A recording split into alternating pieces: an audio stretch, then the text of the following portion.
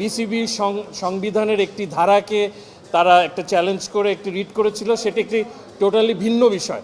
সেই বিষয়ে তারা একটি আবেদন এনে এই বিসিবির যে আসন্ন বোর্ড অফ ডাইরেক্টরসের যে নির্বাচন 2026-এ সেটাকে স্থগিত চেয়ে তারা একটা আবেদন করেছে।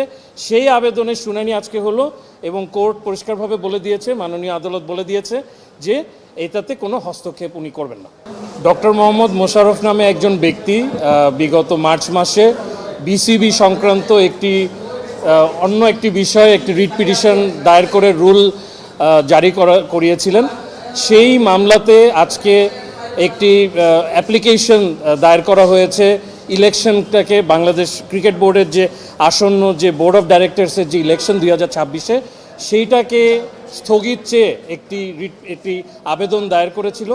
সেই আবেদনটি আজকে শুনানি হয়েছে এবং শুনানিতে মাননীয়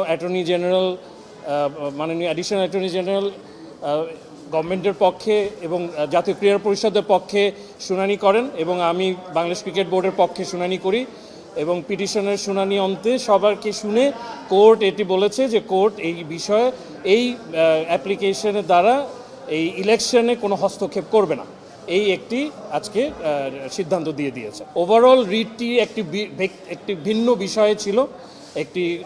আমাদের যে সংবিধান আছে বিসিবির সংবিধানের একটি ধারাকে তারা একটা চ্যালেঞ্জ করে একটি রিট করেছিল, সেটি একটি টোটালি ভিন্ন বিষয়।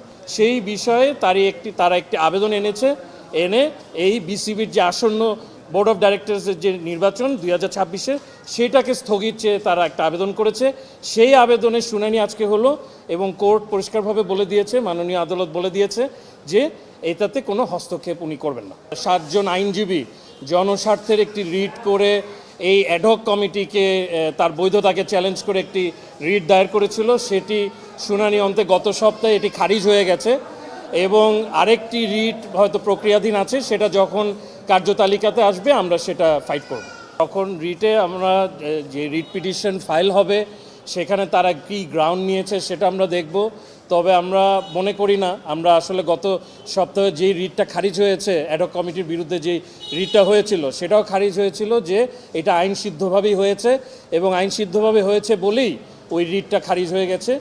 এখন যেই ইলেকশনের বিষয়টা অ্যাডহক কমিটিটা গঠন করা হয়েছিল ন্যাশনাল স্পোর্টস কাউন্সিল দ্বারা, তাদের মূল কাজটাই হলো ইলেকশনটাকে হোল্ড করা এবং অ্যাকর্ডিংলি তারা ইলেকশনটা করার জন্য সব পদক্ষেপ গ্রহণ করেছে এবং নির্বাচন কমিশন যেটা গঠন করে দিয়েছে তারা তফসিলও ঘোষণা করে দিয়েছে এবং ইলেকশন যথাসময় হয়ে যাবে।